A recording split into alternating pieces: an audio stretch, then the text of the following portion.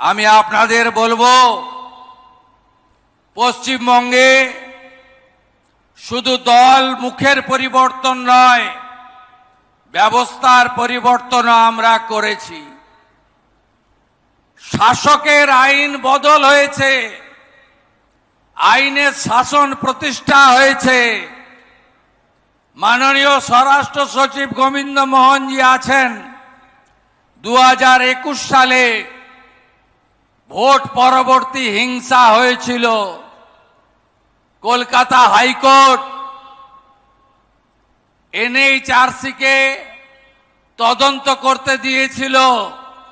NHRC লিখেছিল তার রিপোর্টে, পশ্চিমবঙ্গে আইনের শাসন চলে না, শাসকের আইন চলে।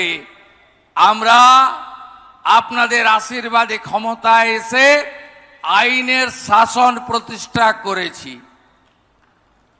এই ভারতীয় ন্যায় সংহিতা এক ঐতিহাসিক পদক্ষেপ। মানুষ বিচার পাবেন, নির্দিষ্ট সময়ের মধ্যে বিচার পাবেন এবং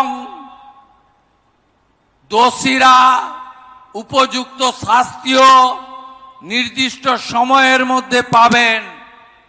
বিগত দিনে পশ্চিমবাংলায় একাধিক নারী নির্যাতন সহ অনেক ভয়ঙ্কর ভয়ঙ্কর অমানবিক ঘটনা ঘটেছে।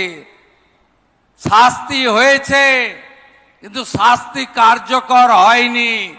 তার কারণ আইনি দীর্ঘসূত্রিতা।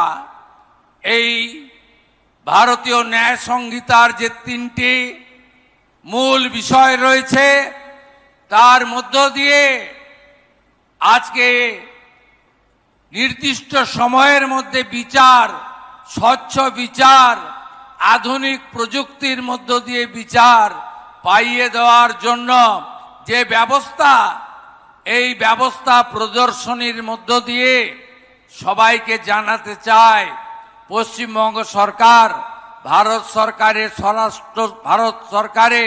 স্বরাষ্ট্র দপ্তরের সাহায্যে